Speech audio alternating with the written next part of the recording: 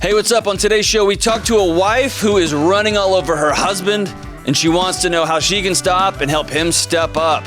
We also have a hard conversation about the realities of being married to an alcoholic. Finally, we talk to a young man who's living with his girlfriend, a baby on the way. He's a Christian, she's an atheist. What is he to do? Stay tuned.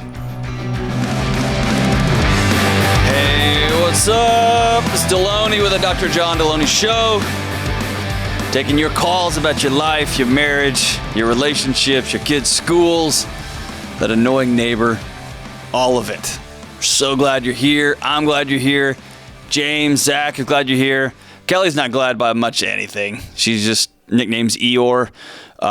She is glad about 80s glam metal, though. That gives her joy.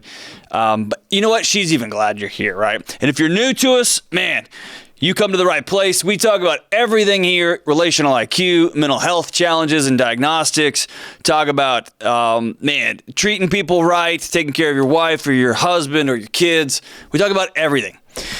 And we entered a new... Man, we just passed like the 70 episode mark. So if you've been with us since the beginning, that's even awesomer. Hopefully the show's gotten better. If it's getting worse. So we've entered the post no commercial world. It's a commercial time, kids. So today's commercial is for this new gym. It's not really new. It's been out for a few months. If you've heard me say it, man, I had really low expectations for this book, Redefining Anxiety. It's a quick book that I wrote about just debunking the nonsense around anxiety, the nonsense about this anxious time period we live in, and then what you can do to just get your life back. And I thought it would sell 1,000 copies, a couple thousand. It sold tens of thousands. We've had to go back and do a third pressing. And here's the thing. Now I'm starting to get notes from counseling offices around the country, from like college medical clinics buying books by the chunk, man, so they can give them to students, give them to young people, give them to adults who are struggling with some of these things. It really distills everything down. It's $10 at johndelony.com. Pick up 49 copies. That's only $490. I just don't buy that many. If you have that much anxiety, you should probably go see like somebody, like a real therapist. But get one for all of your friends. Guys, if you want the perfect gift for your girlfriend, Valentine's is coming up. Nothing says I love you like, here's a book all about your mental health. That will help Valentine's go super great for you.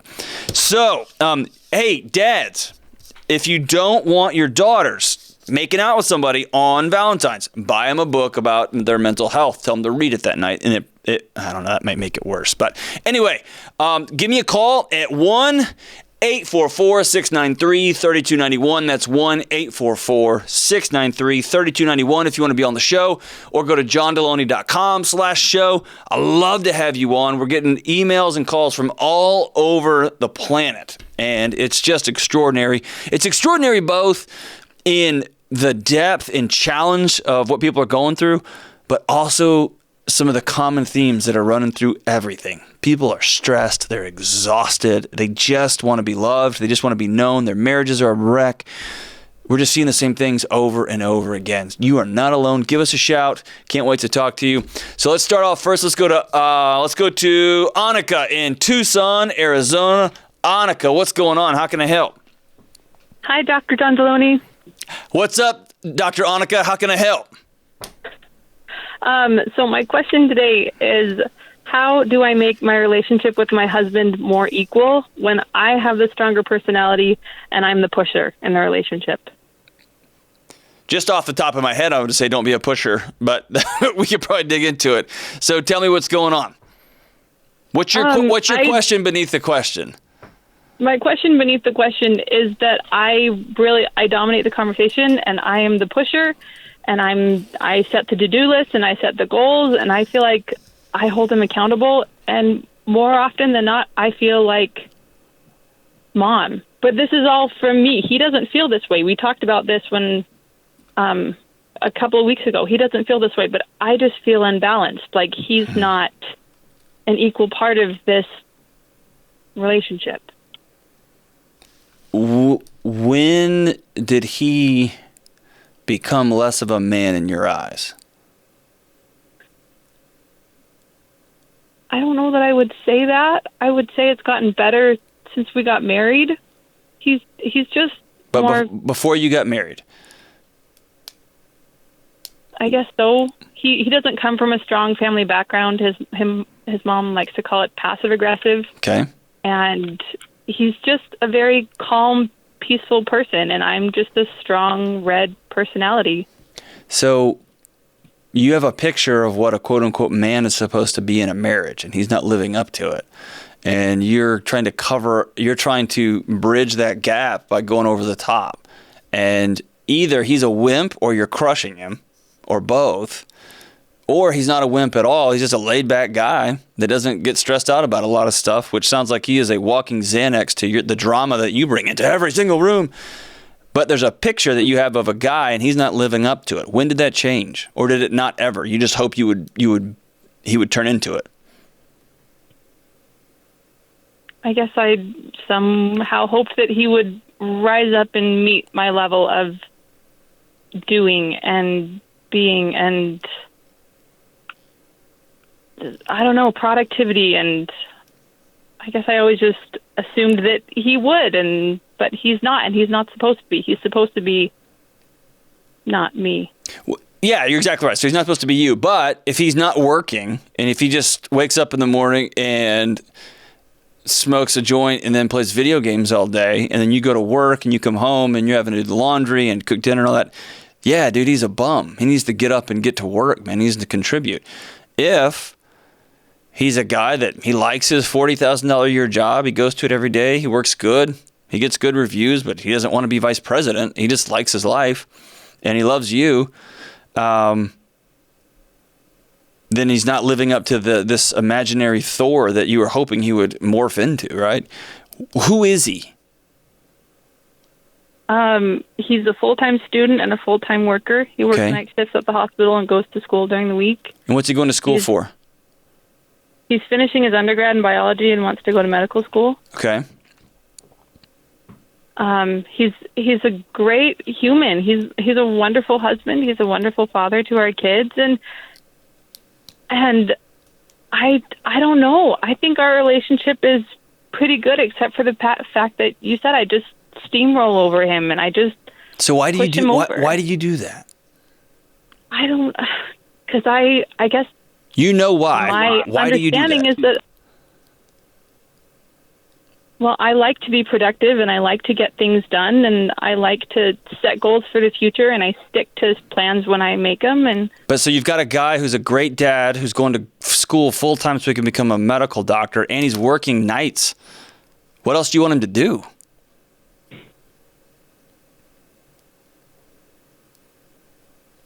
I don't know. Sometimes he doesn't stick to his study plans, and he doesn't move forward with these goals that he has, and I feel like I have to hold him accountable to that to get him to get where he wants to be. Like, I have to be his life coach. I have to be his cheerleader to get him there. Does he want to get there, or do you want him to get there? He says he wants to get there. Tell me about where you come from. I don't see it. Tell me about where you come from. What do you mean? Like, walk me through, how was mom and dad growing up? My dad he's very firm, but he's also pretty peaceful. My mom is similar to me. She's got a very strong, opinionated personality, as do most of the women in my family. Sure. And your husband probably married you because you have a strong, fun, loud personality, right? I would hope so. That's a beautiful, fun trait. That's not something you need to take away, right? That's awesome. So tell me about your old man. He puts his foot down and he doesn't budge once he gets to us. My mom can push and talk and they have a very equal relationship, but he also has a spot where he says, I'm not changing my mind, I'm not moving, and we're going to compromise where we are because I'm not changing. And is that what you want your husband to be?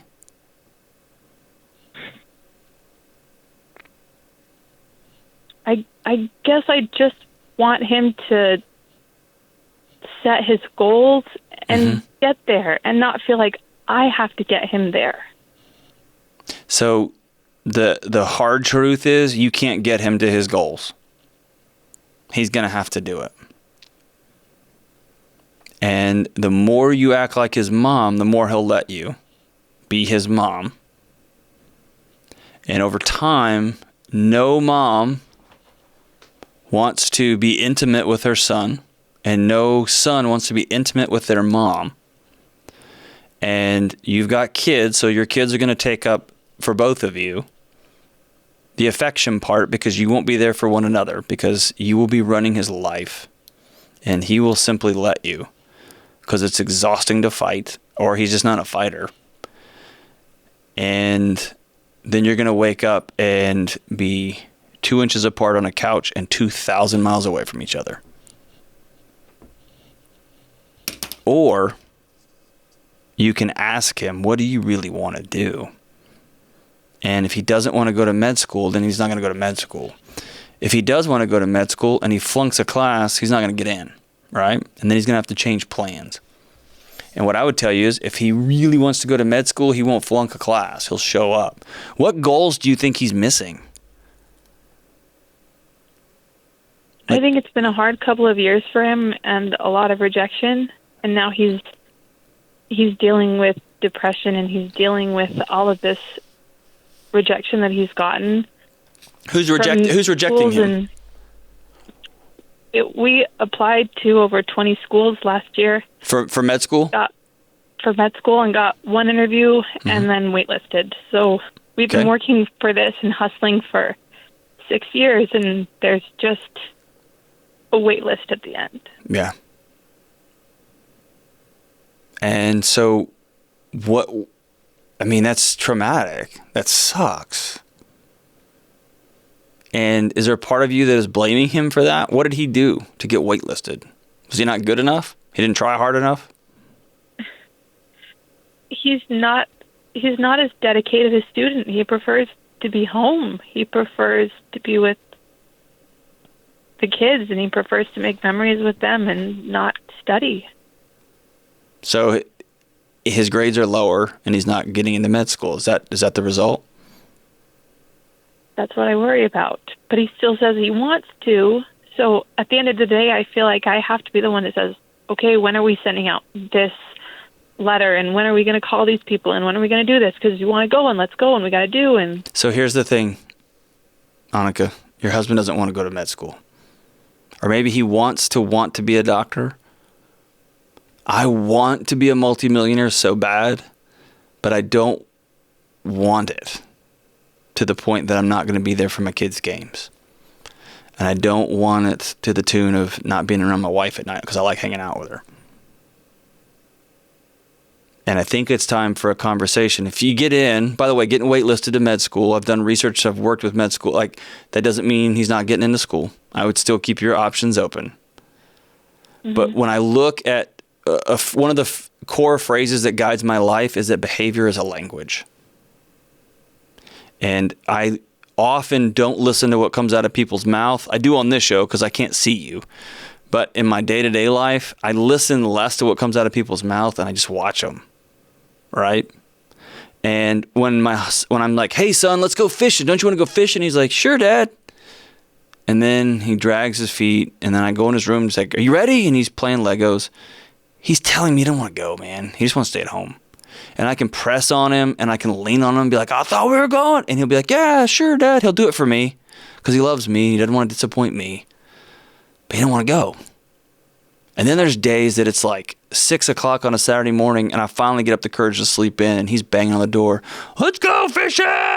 And he's already dressed up, got his hat on, got his poles, and I know, dude, he's ready to go fishing, right? And so you've got a catch-22 here. You have what millions and millions and millions of women in your same situation would crave, which is a husband that's not afraid of hard work, a husband that loves to make memories with their kids, but also got way down the road on something and all of a sudden went, ooh, this is a lot more than I thought it was going to be. And so at some point, he's going to get into a school, and it won't be the school that y'all dreamed of. It's not Stanford, but it's going to be a med school. And when he graduates, they're going to call him a doctor. and he's going to have to decide if he wants to go. It sounds like you'll need to have a really, really hard conversation before you invest that kind of money and that kind of time, almost a decade of his life, into something that may not be his thing. And it may be that nursing school or nurse practitioner school or like a mental health program or something is going to be more his thing. But what I don't want you to do, or let me put it this way, complaining and nagging destroys relationships. It doesn't help accomplish goals. And I know that's hard to hear. But if your husband needs, here's what he needs, man. He needs a safe place to say, I do or don't want to go to school. And here's how I'd have that conversation, Annika. I would tell him, I love you more than anything in the world. And you're a quiet, compassionate soul who loves me and our kids. And I am loud and maniacal and fun and pushy. And that's why you married me and that's why I married you. Everything about the last few years tells me that you don't want to go to med school, and I don't want to force you into something you don't want to do. It would be super fun to tell all my friends I married a doctor. Then my mom would finally get off my back. That'd be awesome. But if you don't want to do this, I still love you. I'm still tethered to you. I'm still going to be loud because that's how I live my life. But I want you to know I love you. Is this what you really want to do? And if he says no, then if he says yes, then I want you to ask permission. How can I push you into this moving forward? How can I lean in and help you? Because I'm tired of being your mom. I just want to be your wife. I don't want to be your calendar person. I want to be your girlfriend. I want to just be crazy, reckless, in love with you. And I want us to have fun memories. I don't want our childhood, our kids to remember how I made you do calendar sessions every day. Because that's not a partnership, man. And at some point, y'all may have to just grieve the loss of this grad school dream, of this med school dream, and make a new turn. Doesn't sound like he's short of love, and it doesn't sound like he's short of hard work. It sounds like he's busting his butt right now. It may be that med school is not for him. And here's the other thing. He may have worked his butt off for med school, and he didn't make it. He didn't get in. That doesn't mean he's dumb. That doesn't mean he's not smart. That doesn't mean he's not whatever. One of the things when I was a dean of students at a law school, I realized I couldn't do this. I could have sacrificed my soul and got through law school, but some of those kids were just smarter than I was in certain ways, in different ways, in the ability that they could study for weeks and weeks and weeks and weeks on end. I'm much more interested in being engaged with people, so I went a different career route. Doesn't mean I'm stupid. Doesn't mean that I don't have hard work. I don't have discipline. No, it means I was into something else. But it sounds like you need to sit down with him and have a hard conversation and tell him, I want to be your wife. I want to be proud of you. I want to love you. I want to be reckless. But I'm not going to be your mom anymore. And if med school's not the thing, give him permission to get off that hook. And if it's not, then so be it. And if it's just that he tried his best and he came up short, love him anyway, okay? Love him anyway. Man, he's going to get into school. That's the thing. He's going to get waitlisted. That's the cool thing. They waitlist you and see how bad you really want it. He's going to get in. I want you all to have a hard conversation about, is this what you want the next 7 years of your life to be? Med school's hard. It's really, really hard. Thank you so much for the call. Let's go to Anna in Lakeland, Florida. Anna, what's going on? Hey, how are you doing? The best. How about you? I'm doing well. Awesome. All right. So what's going on? How can I help? Well, my husband and I have been married for 3 years. Okay. We have a 3-month-old little boy. Whew, so y'all are in it, right? We're in it and adoring it, loving it. It's amazing. I love being a mom. Oh, that's so cool. How long did y'all date before you got married? A year. Okay. So this is all real fast, huh? This is all real fast. Like, hey, hi, I love you. Good to meet you. Let's get married. Let's have a kid. All right. So you're in it. So now what? Now what's going on? Yes. So we might have rushed a few things in getting married. Nah. And the words, yeah. When you examine and go over goals in life and different things, it sounds a little bit different before marriage than when you're putting it into practice. Yep. And seeing it lived out. Yes. So I've followed Dave Ramsey's plan for a long time. I'm debt-free. I've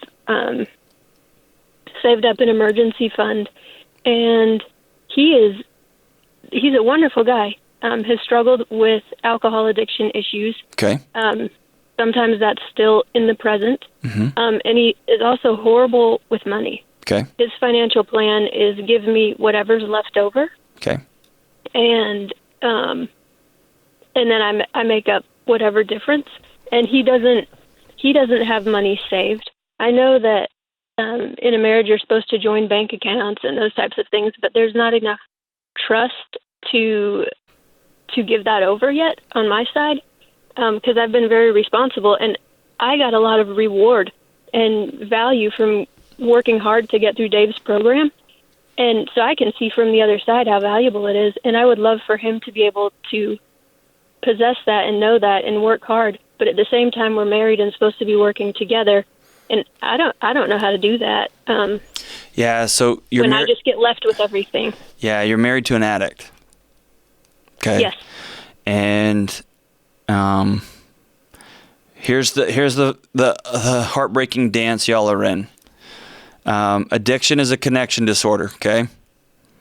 People use substances or work or sex or whatever to numb the fact that they're disconnected from other people, okay? And people have to protect themselves from people who are addicts because they're not reliable, they're not safe, they don't show up, they don't follow through, etc. And so then people have to protect them. And what that means in a relationship is I got to unplug a little bit, sometimes a lot, which then leads to more addiction. And then you see how the dance goes, right? Correct. At the end of the day, none of this works unless your husband chooses to get clean. Correct. And he works on it, and he was clean before we got married, and then relapsed a few months into it and has gone through a few of those cycles. Part of it was my misunderstanding. I thought, hey, you get in a healthy environment and you get healthier, but that's not the case with addiction, and it's heartbreaking. But yeah, he's not getting the help that he needs, no matter what anyone around him says. Mm-hmm. So I know it's up to him. I can't do it. Our son can't do it. Right. It's up to him. And so I'm gonna tell you to protect yourself and protect your finances and protect that little baby. Love, love, love your husband, right? And what you need to do is make sure you don't keep secrets, okay? I want you to encourage him to get well and to get healthy and to create an environment for him where that's okay for him. Like, you know what I mean? Like, not making fun of him and not getting onto him. And I know you wouldn't. I'm speaking more to people who are listening right now. And not beating him up and telling him what a loser he is and all that kind of stuff. That doesn't help an addict. But at the same time, yeah, unfettered access to your checking account and things like that will create more and more mess down the road. He's going to have to decide to get clean. Yes. So how do you like, if he has an emergency come up, do I just leave him on his own when he hasn't been financially responsible to do that on his own? You're his wife, and so you've got to plan for contingencies, right? So at the same time, I mean, this is just a messy situation for you, okay? It is. Yeah, give me an example of a messy, sticky situation he's going to get himself into.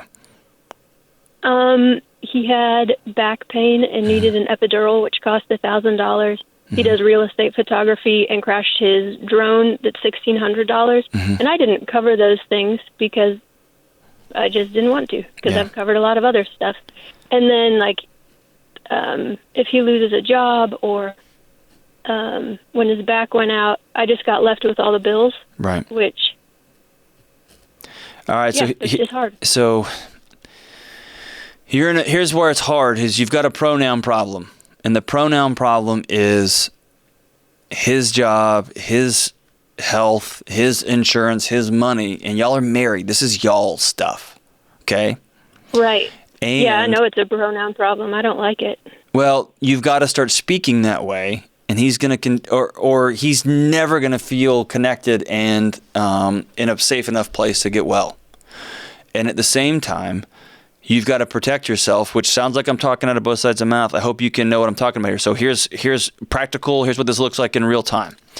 It looks like until you have committed to sobriety, until you've committed to 30 or 60 days of being completely sober, I'm not giving you access to all of our money or all of the household finances. I'm willing to step in the gap here, just like if he got COVID and was sick for 3 weeks, you would step in the gap and do the dishes every day, right? You would help with the yard, right? So whatever other agreements y'all have. So this is the same. He's not well. He's in a season where he's not well. And so you are going to take care of the finances for this season. But when he gets hurt, it's y'all's. When he doesn't show up to work, it hurts y'all's bottom line, not just his. And yeah, you can't have your husband laying in the next room over here, like with a back injury that needs an epidural. Like, well, should have saved your money, bro. Me and the baby are going out for pizza. You can't do that, right? I mean, you could, but we got it taken care of. I know, but and I'm speaking broadly here. I'm not just saying you. I but didn't word that one right. Now I just. No, I understand. But I understand. I'm a jerk. No. I mean, you hate your husband. We hear it. I'm totally kidding, Anna. But it's you're in a mess, and the problem is you're married to an addict. At the end of the day, you're married to an addict, and so you've got to find a balance between being connected and being letting him know he's loved and he's safe, and you've got to take care of that baby, and you got to take care of you, right? At some point, you have to have the hard and/or conversation. I mean, the or-if conversation. You will get healthy. You will get sober. Or I'm going to have to make other plans. If his behavior hurts that child, puts that child in a position where he's not safe, puts you in a position where you're not safe, then you are going to be forced into making alternative arrangements, right? And that's a scary place to be. I know that. And we're close to that. Are you? Yeah. Okay. Have y'all gone to see somebody together? We've done marriage counseling, but obviously that's the issue that comes up is what is the root of, well, not the complete root, but one of the roots of the problems is that part needs to be addressed before you can have a healthy marriage. That's right. And they'll tell you that in therapy, right? You both go into therapists and they'll say, hey, when you're sober, then we can get to work, right? Correct. Have you had a quiet, not angry, not loud, but a quiet conversation that lets him know that you love him and it feels like he is choosing alcohol over you and his new child? Oh, yeah. I've tried to have that regularly. What's his response? Usually freezes up and won't say a whole lot, or says, hey, I used to be drunk 7 days a week and now it's only 4 and you need to celebrate it. Anna, I'm sorry. I wish I had better news for you. Me too. Yeah, that sucks. Until he decides to make some significant changes in his life, then it's going to be tough. And what you need to make sure is that baby is safe and okay. That baby doesn't grow up in the home of yelling and screaming and fighting and lack of accountability, because those traumas imprint on a baby and they are there for a lifetime. Okay? Correct. And he's my primary concern, our little boy. Is your little boy I'll safe? protect him. Yes. Okay. Very. Okay. Well, I'd love to talk to your husband if he'll ever call in. He probably won't, but if he did, that'd be awesome. Nope, he won't. Okay. It would be. I'd love it. Yeah. Well, I mean, I love him. I'm sure he's not well, and I can almost guarantee he would prefer to not be drinking. But until he puts in the work, then you've got some hard decisions to make moving forward. I'm not going to make those for you. You're going to have to make those, other than if people are safe, and you've said y'all are safe. But until he chooses to get sober, you can't trust him with the bank accounts. You can't trust him with the jobs. You can't trust him to build a future together, because it's just built on wobbly, wet sand, and those things collapse. And so Anna, we'll be thinking about you. Have one more hard conversation with him, okay? Or two. And I'm heartbroken for you. I hate those situations. Addiction just destroys everybody, from the addict on down, man. Oh, man. If you were struggling with an addiction, please reach out to somebody that can help you.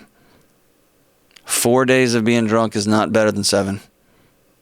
If you're an addict, 0 days is better than 7. And if you're struggling, man, with whatever it is, with busyness, with work, with alcohol, with cocaine, whatever it is, please reach out. The people around you love you. We love you, and I want you to get well. I want you to be able to sleep at night. I want you to be present with your kid and slowly start to heal from the inside out. All right, let's take one more call. Let's go to, let's go to Philip in Dayton, Ohio. Philip, what's up, man? How can I help? How you doing, sir? All right, brother. I'm doing good. How about you? I'm doing well. Thank you for asking. Good. So what's up? How can I help? So I'll right into it. My dilemma is I'm 24, and I live with my girlfriend. We're about to have a baby on the way. Okay. And I recently discovered you guys. I found you through Dave Ramsey, and I really like watching the show. You really helped me get back to walking with the Lord, and I really try to get my life bit together again, especially my finances for the kid. But the problem is my girlfriend, she happens to be atheist. Okay. And I love my girlfriend, and I want to marry her so we don't keep living in sin. So I'm worried as we keep going on and developing as a couple that she could keep undermining me and maybe not want me to speak on the Lord. Mm-hmm. So I don't know if it's okay to marry her as she's an atheist and I'm a Christian, and she wants to keep waiting as well. So what do you suggest I do? Well, you asked me a whole bunch of questions here, and a couple I'm of them. sorry. No, you're all good, bro. This is a lot. At the outset, I'm not going to tell you what to do here. Okay. Right. Here's a couple of things. You've got a baby on the way that needs two parents who love that baby. Is it a boy or girl? We don't know yet. Okay, let's pretend. What do you want it to be? I want to be a girl. All right, so I'm going to say it's a little boy. All right, so you got this little boy just to mess with you. So this little boy needs two parents that love him, okay? Mm-hmm. Love him more than anything on planet Earth, that show up every single day, that love each other, that talk nicely and respect one another, that don't yell and scream and show up and don't make drama and deal with the challenges of this crazy world together, right? Right. That little baby boy needs that and deserves that. And I'm telling you right now, Philip, he's going to get that, right? Yes, sir. Okay. So you and your wife have different belief systems about religion, about God, about fill in the blank. If you have different beliefs that are tethered to deep values, you can make things work. If you don't, it's going to be hard. Okay, so where do you think she's going to... Let me ask this way. Does she regularly undermine you? Not regularly, but... How does she undermine you? Let's say, for example, I would like to raise my kid in the church. Okay. Definitely doing that. She would say, she wouldn't want to do that. So will she... That'd be one thing. Will she prohibit you from taking your kid to church on a Sunday? She hasn't flat out said it, but it could be definitely a possibility that she probably just say no. It's not one time. She said she would rather the kid ask to go to church instead of me straight up taking him. Well, all that kid's going to ask for the first 3 or 4 years is a new diaper, food, hugs. Once he turns 3 or 4, he's going to want to I don't know. If it's a girl, I don't know. I'm not going to get into it. They're going to watch TV. Don't let them do it, dude. Don't let them do it, because then it just changes everything, right? Right. And don't ever let any of your kids watch Frozen, because the rest of your life will just be Frozen related. Okay? Here's the thing. Y'all need to get with a marriage counselor pronto. All right? Okay. And you may say, but I'm not married. We're not even engaged yet. Whether you want to or not, you are connected to this woman for the rest of your life. And what I will ask you for the sake of that baby is that y'all begin to work together on values. Are we going to be people of integrity? Are we going to be people who love our baby? Are we going to get over petty stuff? Are we going to get over little stuff or big stuff? And that's where for you, a value may be, I will not marry someone who does not believe in God. Great. Then you need to cut the cord on this living together, let her move on with her life, and y'all figure out, with the help of a counselor, what joint custody is going to look like moving forward. Okay. If you love her and y'all have different beliefs about the afterlife, y'all have very similar values, you're both people of integrity, both people who respect one another, you're both good human beings, and you believe in God, you believe in Jesus, and she doesn't, and I don't know why she would... whatever. Let my kid grow. Kid's 3, dude. Kid's 2. Kids don't ask for that kind of stuff. You teach your kids. You let them grow up in value systems and community systems. And so that whole conversation gets me frustrated, man. But that's letting kids run the household. Right. The same as a kid. What do you want for dinner, honey? Here's what you're going to have for dinner, right? Because a 3-year-old's going to pick ice cream and marshmallows every time and chicken nuggets. And that's why they need parents in their life to say, no, I want you to have structure and values and broccoli and fill in the blank. But that's a whole other phone call, bro. Y'all need to get together and find out what your values are. And some of this, like, I don't know, man, you need to have answers to those questions ASAP. Okay? Yes, sir. And the sooner you have answers to those questions, the more you can make concrete decisions. Because what you're trying to do is have the best of both worlds. You're having a baby with someone that you probably love and care for. Is that fair? Yes. Okay. You love her and care for her. And you're a Christian. Is that right? Yes, sir. Okay. And she's not. And so you're feeling a significant tension. Is she feeling this tension at all? Or is she looking at you like, dude, what's wrong with you?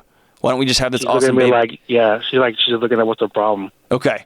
So I want you to get with a counselor, because my guess is if she's looking at you that way, your values may be much more closely aligned than you think they are. Okay? And I don't want you to use the tension of an upcoming birth of a child.